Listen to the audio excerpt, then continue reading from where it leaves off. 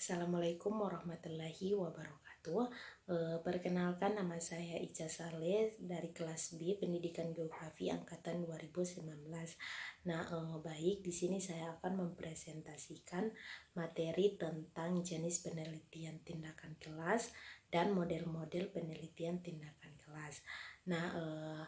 Di sini ada jenis penelitian tindakan kelas. Yang pertama itu ada jenis penelitian tindakan kelas diagnostik. Penelitian tindakan kelas jenis ini dirancang untuk menghasilkan keluaran yang akan digunakan untuk menentukan tindakan. Pada jenis ini juga peneliti memasuki permasalahan yang sedang terjadi dan kemudian mendiagnosisnya untuk menghasilkan keluaran penelitian yang kemudian dijadikan masukan bagi pengambil tindakan. Contohnya itu seperti guru, kepala sekolah, dan stakeholder yang lain untuk mengambil tindakan sesuai keluaran dari penelitian tersebut. Contohnya itu sebagai kepala sekolah, contohnya itu yaitu kepala sekolah meminta guru tertentu untuk melakukan penelitian terhadap permasalahan vandalisme di sekolah. Contoh lain itu misalnya seorang kepala sekolah dapat meminta bantuan pengawas sekolah untuk melakukan kunjungan ke sekolah dan melakukan investigasi terhadap permasalahan tersebut. Kemudian yang kedua itu ada jenis penelitian tindakan kelas partisipan. Jenis penelitian partisipan ini juga dapat dianggap sebagai jenis khusus dari penelitian tindakan kelas diagnostik. Sebab itu jika dipertimbangkan sebagai sebuah teknik penelitian, ia adalah metode yang hanya digunakan untuk menyelesaikan kisaran permasalahan yang sangat terbatas. Seperti halnya itu penelitian tindakan kelas diagnostik. Penelitian tindakan kelas jenis ini hanya menghasilkan fakta dasar mengenai hal yang terjadi pada lingkungan sekolah. Pada lingkungan sekolah tertentu daripada menghasilkan prinsip-prinsip umum yang dapat diterapkan oleh sekolah atau lingkungan pembelajaran yang lain. PTK jenis ini lebih tepat digolongkan sebagai jenis khusus dari teknik tindakan daripada sebagai sebuah jenis khusus dari penelitian.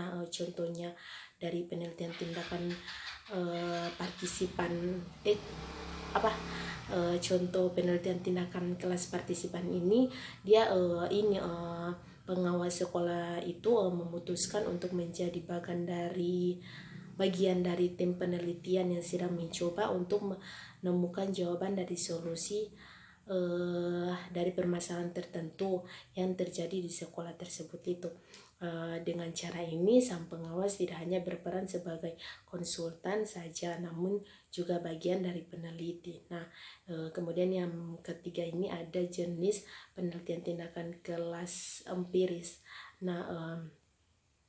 Secara ideal ini PTK empiris dilakukan dengan menerapkan investigasi atau penyelidikan pada berbagai kelompok yang sejenis atau mempunyai kemiripan karakter. Pada awalnya si peneliti menulis tentang metode yang akan digunakan pada kelompok tertentu dan menyatakan hipotesis atau dugaan sementara mengenai perubahan yang akan terjadi dalam konteks sikap dan perilaku anggota kelompok. Selama melakukan kontak dengan kelompok tersebut, si peneliti mencatat apa yang dia kerjakan. Kemudian kejadian apa saja yang mungkin mempunyai pengaruh terhadap para anggota kelompoknya itu. Dan perubahan apa saja yang terjadi pada kelompok tersebut. Pada akhir penelitian, sang peneliti membuat catatan mengenai apakah hipotesisnya itu terbukti atau tertolak. Contoh dari PTK jenis ini misalnya guru ingin menguji efektivitas model pembelajaran tertentu kepada kelompok tertentu. Kemudian di sini juga ada yang keempat, ada jenis penelitian tindakan kelas eksperimental. Karena bersifat eksperimental ini PTK jenis ini tentu saja dilakukan dengan lingkungan penelitian yang dikendalikan untuk mengontrol adanya faktor lain yang berpengaruh terhadap subjek permasalahan yang sedang diteliti. Nah, hal ini juga mempunyai kemiripan dengan penelitian laboratorium. Nah, di mana peneliti membuat lingkungan penelitian yang diusahakan sebaik mungkin steril dari pengaruh variabel pengganggu. Nah, berkebalikan dengan PTK empiris, keunggulan penelitian tindakan kelas eksperimental ini mempunyai keunggulan dalam hal validasi internal dan mempunyai kelemahan dalam hal validitas eksternal. Contohnya itu seperti guru ingin menguji berbagai macam metode pembelajaran dan menentukan mana yang paling efektif. Nah, kemudian di sini ada juga model-model penelitian tindakan kelas. Nah, model PTK pada dasarnya dilakukan berdasarkan siklus atau putaran tertentu.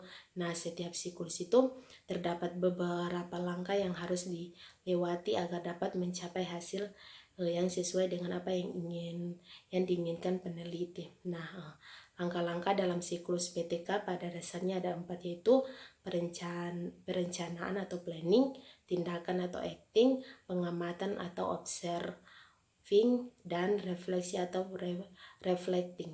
Nah, model PTK secara garis besar dikemukakan oleh 5 para ahli atau pakar, diantaranya adalah model Kurt-Lewin, model Kemis dan MC Taggart, model John Elliott, model Dave Ebbutt, dan model Suharsini Arikunto. Nah, kelima dari model tersebut yang dikemukakan oleh para ahli ini dapat diuraikan dan digambarkan seperti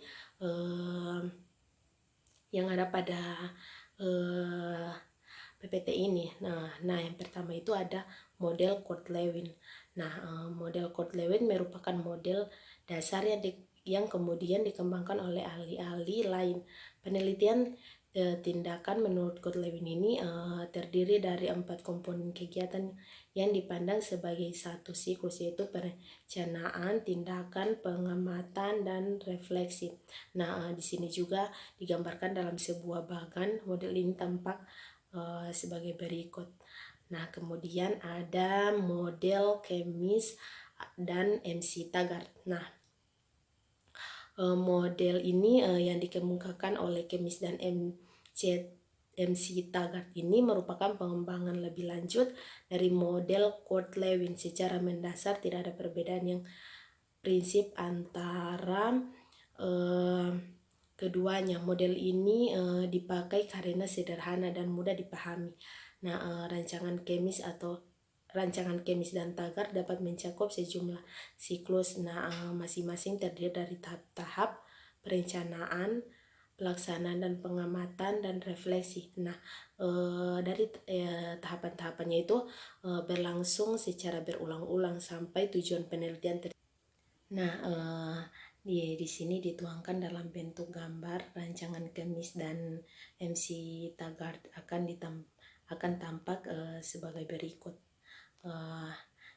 Kemudian yang ketiga di sini ada model John Elliott. Nah, seperti halnya model Kemis dan MC Taggart, model John Elliott juga ini merupakan pengembangan lebih lanjut dari model Lewin.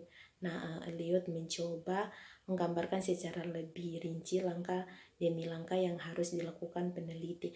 Ide dasarnya sama, dimulai dari penemuan masalah, kemudian dirancang tindakan tertentu yang dianggap mampu memecahkan masalah tersebut. Nah, kemudian diimplementasikan, dimonitor, dan selanjutnya dilakukan tindakan berikutnya jika dianggap perlu. Nah, kemudian berikut ini ada bagan model penelitian tindakan kelas versi John Elliott. Nah, kemudian yang keempat di sini ada model Dave Ebbutt. Nah, model Dave Ebbutt merupakan pengembangan dari model John Elliott. Nah, Kemis dan MC Taggart dan Kurt-Lewin. Nah, menurut Dave Ebbutt, model penelitian tindakan kelas yang dikembangkan ahli tersebut sudah bagus.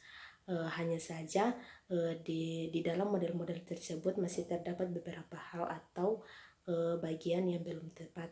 Nah, sehingga masih perlu untuk diperbaiki.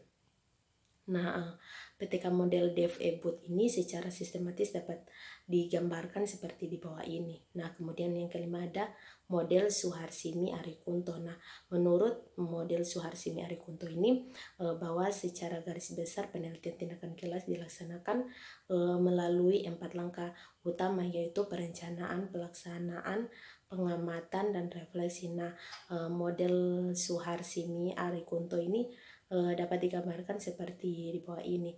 Nah, itulah tadi presentasi dari saya terkait materi tentang jenis dan model-model penelitian tindakan kelas.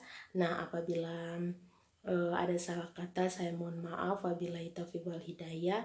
Wassalamualaikum warahmatullahi wabarakatuh.